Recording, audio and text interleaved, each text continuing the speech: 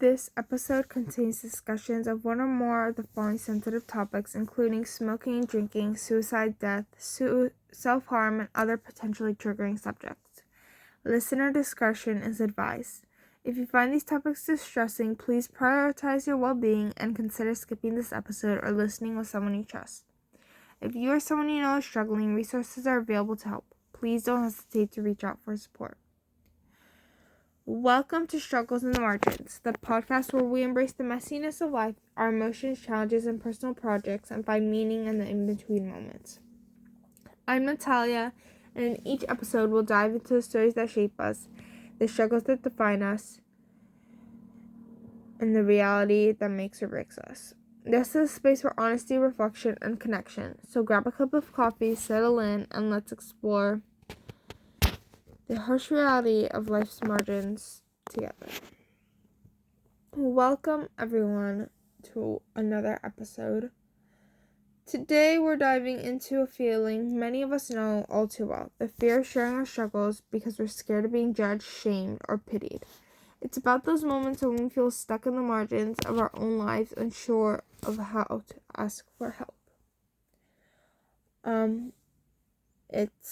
This episode is very personal to me because it means a lot to me. This is something I struggle with on the daily, and I really want to create a space for you guys so you guys feel understood and supported. And like I said, I struggle with this on the daily, so I understand completely a lot of struggles. I'm sure those of you who are listening and who can relate to this face. Okay.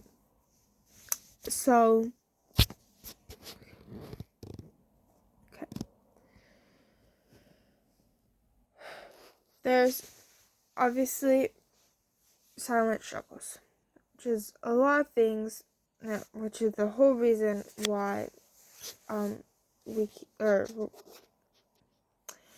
the judgment we fear of struggles that we keep in silent. Yes, that's what. Anyways, so the weight of silent struggles, which is, I think everyone slightly deals with silent struggles, but anyways, so I'm not saying I don't face my own silent struggles, but there definitely is an emotional toll to, keeping those struggles to yourself. But the big thing of why this happens is some people fear, being seen as weak, dramatic, or incapable. Or they worry that others might pity them instead of understanding them. And I struggle with both those reasons of why I deal with my silent struggles. And, I think the biggest one a lot of people face when they deal with their silent struggles is the fear of being seen as weak, dramatic, or incapable, because we live in a society today, and I feel that it's starting to get a lot better about reducing a stigma on mental health. This is something I strive to create on this podcast. Anyways, and so, but okay, focus. Anyways, but it's still, you still have to have that air almost of, you know what you're doing. And if you show people that you struggle, I think a lot of us fear that we're going to be seen as weak. We're going to, especially if you're a leader, and you're going to be seen as weak. People won't want you to lead anymore. Or if, or even, it doesn't have to be that you're always dramatic, but you fear that people are going to see you as dramatic, or just, like I said, back to the leader thing, incapable of leading, or there's the other side of things of worrying that others might pity you instead of understanding you. Something I struggled with some sexual trauma I had occurred of seeing stuff I shouldn't have at 13, and I didn't tell my mother or anyone, I told some people, I told like some of my best friends, but that's it. I didn't tell my mother anything about this or any adults, because I was worried that they might pity me instead of understanding, or I didn't even need them to understand. I just needed them to not pity me, and I was very scared of that. And this fear can lead to isolation,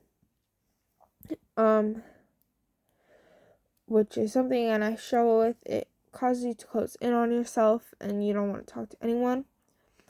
And it makes that struggle just be harder for you and everyone around you, because they might not understand what's causing the isolation, but they can see you isolating yourself, and then they start feeling bad. And for you, isolation just causes you to the struggle feel even heavier, because you're not letting those emotions out. It just keeps weighing down on you. Like I said, when I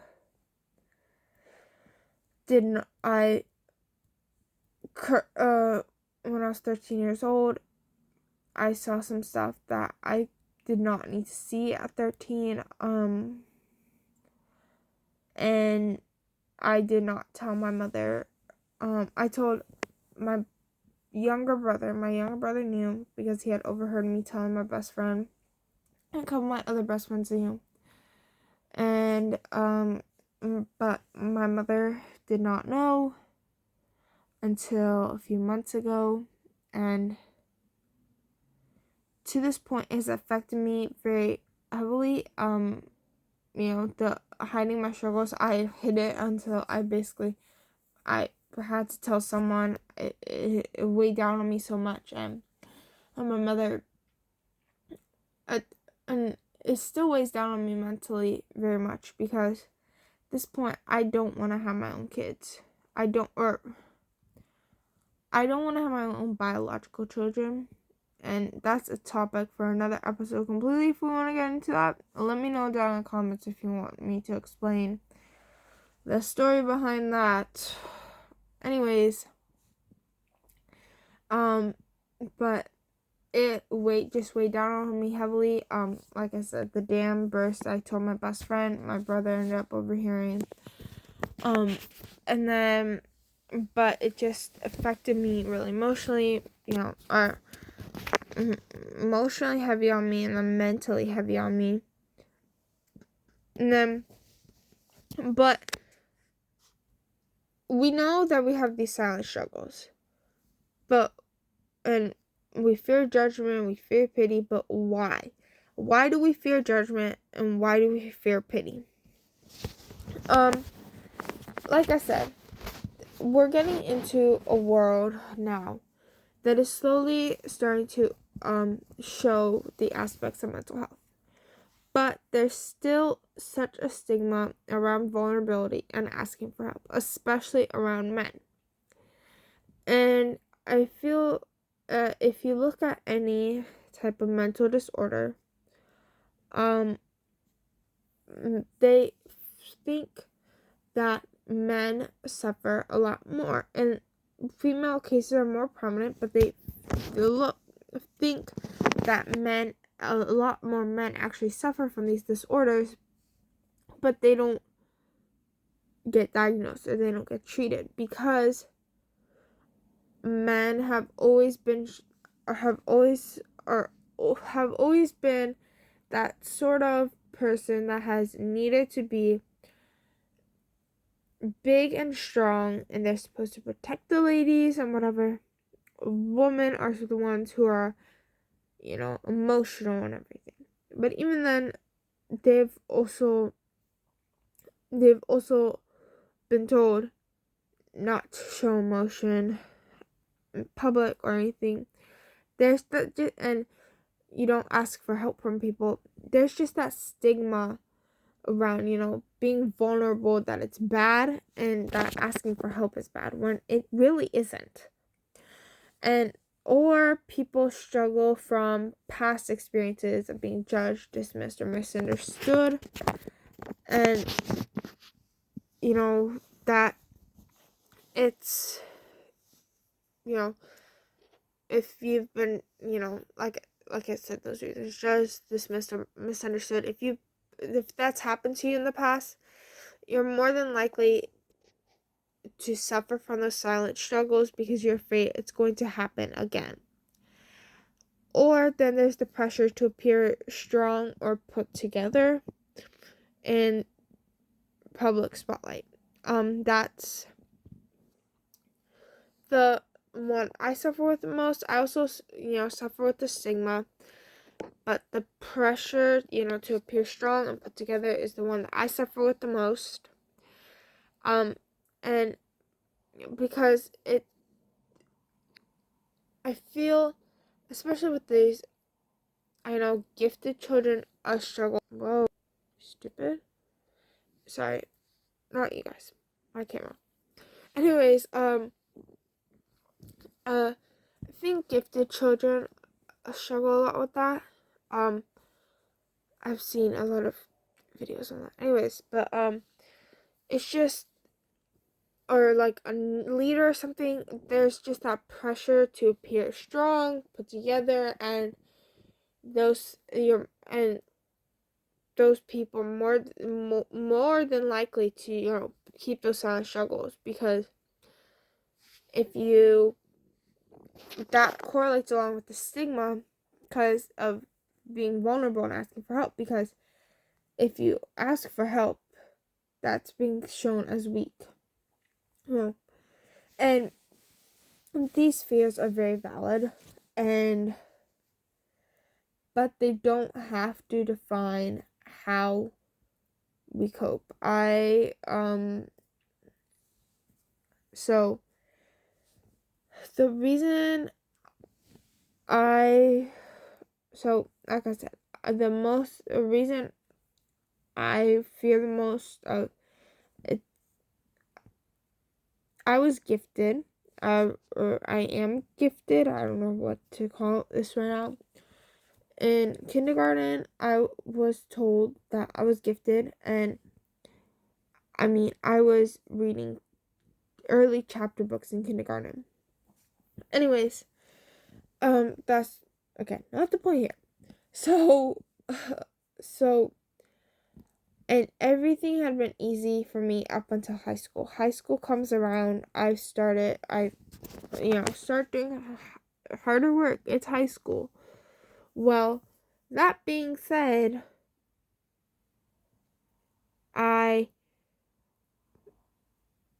now that person, and and then it's translated even into college now, but it's that pressure, and no one really put pressure on me, but I was gifted. I've always loved doing work, and I've always been praised for my knowledge and work, and so now I struggle asking for help, even when I'm very clearly struggling and very clearly about to fail. I struggle to ask for help because of that stigma, and that pressure to appear, strong. Even when I'm having mental breakdown, I still struggle to go ask my teachers for help. And like I said, these fears. Sorry about that. Okay. Anyways, these fears are very valid. And I'm not trying to invalidate them or anything, but they don't need to define how we cope. They're not the reason that we can't cope, or how we cope, of keeping those silent struggles inside. So, like I said, this, or I just explained why, but what's the cost behind staying silent? And it can, hiding your struggles can impact your mental health, relationships, and even the personal growth. So bottling up your emotions can definitely lead to like burnout or feelings of disconnection. So burnout, definitely I experienced burnout a lot because I still bottle up those emotions. And then those feelings of disconnection, especially when you're feeling, it's isolation, which I talked about in the last episode.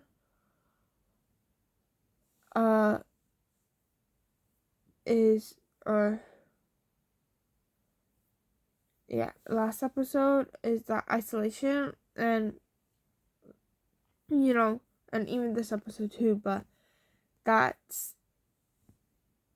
that you start leading to disconnection and after isolation, because you start feeling disconnected from your own body because it's just a lot. But bottling up those emotions can fast track the isolation and go straight to the feelings of disconnection, because it's just weighs so heavily on your mind. You still start feeling like you're not the person anymore, like you're watching from the outside of the person, of someone else controlling your body.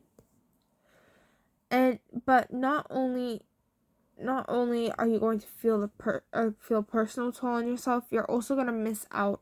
You can also miss out on support and understanding from those who care about you, because you really believe that they're going to judge you or they're going to pity you, when they might not. They want to be there for you. They want to understand your struggles and support you. And so I still don't remember everything, but I've started to trust my mom a lot more, especially after writing my book. I would read her all the poems, and in there, that really, they talk about harsh topics, and so we'd end up having talks of, why am I feeling this way, what I can do to improve, all that. And it did feel really scary at first. I did not want to read my mother my poems, or I put off telling her the poems until a few, and I'd be like super scared to tell her. But I realized that but by the end of it, I kept 16 poems to myself, but that was partially just because, those were the last 16 poems in my book, and I just wanted to, I don't know, that was not because I was bottling up feelings, that was just because there's a method to my madness there that only I could explain. But by the shortly after I started doing my poems, it took me, a couple times of building those poems up and then telling her, but then I realized, I might as well start telling her after I write first, or another poem or another couple of poems whenever I get the chance, because it feels better. I feel better about opening up. And then, how can you feel more vulnerable, like that how can you accept that vulnerability, and how can you lead better to trust people? So start small. That's the biggest thing. Start with one trusted person, share with them, or you don't even have to share with the person, just write down your feelings. I chose my mom to tell this all to. It was very hard for me because I didn't want to put that guilt onto her or anything. Actually, I sort of wrote down and then I started telling my mom. then set clear boundaries. Be clear about what you're comfortable sharing and how you want others to respond. Oh my god. This is actually over. Anyways, so with my mom, I didn't set as many boundaries with her, but definitely, but yeah, like, my dad still doesn't know much of anything.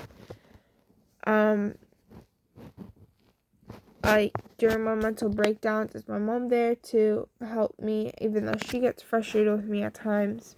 It's her there to help me because, and my dad gets really frustrated with me because he doesn't understand why I have these mental breakdowns. But it's setting those boundaries, and, like, I love my dad and I'm really close with my dad, but I've kind of set boundaries for him that I don't think he realizes, but I've set boundaries with him, so, because I just don't want him to see me in that light, and he knows some stuff, but he doesn't know all of it. He doesn't know that I've had suicidal thoughts and everything, but setting boundaries, just be clear what you're comfortable sharing and how you want others to respond. That's a big thing. And then choose the right time and space, whenever I'd share my poems with my mom, it'd be in her room, when she was able to listen, or in the car, just time of that calm, and, like, where I felt the most supported by her, where she was able to give me her attention. And being vulnerable, it can help you strengthen your relationship. Like, it strengthened my relationship with my mom greatly, because, for one, she's gonna help me publish my book, but just help strengthen our bond. I used to tell her, everything, like, but even now I start telling her more and more stuff. Like, it's her I go to,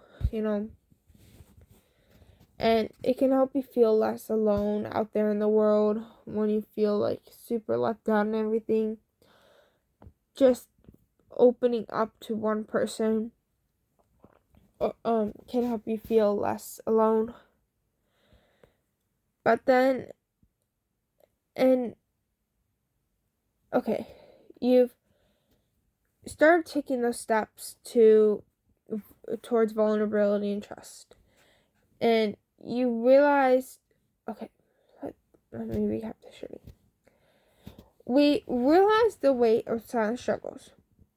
We realize why we fear judgment and pity.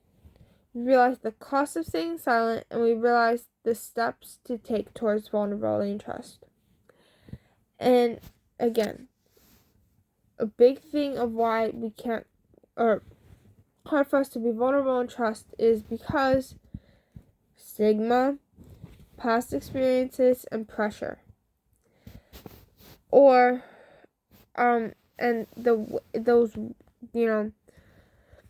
and you fear being, and then the emotion. And remember, we discussed what can happen when you, when you're keeping those struggles. You fear being seen as weak and stuff, or you worry you might get pitied. So let's learn to handle reactions, because as much as you might share with just one trusted person, and how clear you set boundaries, and whether you choose, and if you choose the right time space, follow those 3 steps, you're still gonna get reactions. You might not, you're still gonna get that judgment, pity, or unhelpful responses sometimes. And whether it's, with that trusted person or someone outside of your trusted people, doesn't matter. You need to remember that others' reactions, are reflecting their own experiences, and sometimes, and most likely, even their own insecurities. That person telling you judging you for your story may not have had those struggles to deal with, or they also had those struggles to deal with, and they want to put their anger and grief and their struggles onto you. And so, but you don't want to focus on those people. Focus on the ones that are there to help support you, and they respond with empathy and care. Like, I don't know. I don't really have the thing of judging because I never talk to people. I don't allow that judgment to happen. Anyway, so, but I didn't. I ended up opening to my mom, and I focused on her and my best friend, who I know is, I do have someone who judges me. My brother. My brother, that's a special situation, it's siblings, but I've tried not to let his insults affect me and focus on, like, say, my best friend and my mom, who are there to help me. And I want you right now to remind yourself that your worth isn't defined by how others perceive your struggles, because they were your struggles and you're working to get through them. They might be able to help you get through them, but they're not to tell you how you're supposed to feel because of those struggles. Again, sharing your struggles isn't a sign of weakness. It's an act of courage and self-respect. So, if you are struggling, please don't be afraid to seek help and build that support system, even if, friends, family, professionals, like, build that support system, because it's going to help you much later. Because you're going to have someone to lean on when you're in your darkest days, instead of having no one to lean on your darkest days. And like usual, feel free. I would love to hear about your own experiences for hiding struggles or learning how to open up. So please feel free to put them down in the comments below. I'll respond to them in either another video, another episode, or I will respond in the comments. And I want to thank you all for joining me tonight, and I want to remind you guys that you are not alone in your struggles. You deserve to be seen, heard, and supported without judgment, shame, or pity. Your struggles don't define you, but your strength in facing them does. I cannot tell you right now what next Thursday episode is, but I do know, I don't remember when, I don't know when this episode is coming out, but I think the next Sunday episode after this would be would it be Valentine's Day? I think it's Valentine, or I don't know when this episode, so I can't tease you about next episode. Let me try and see if I can look at my schedule quickly.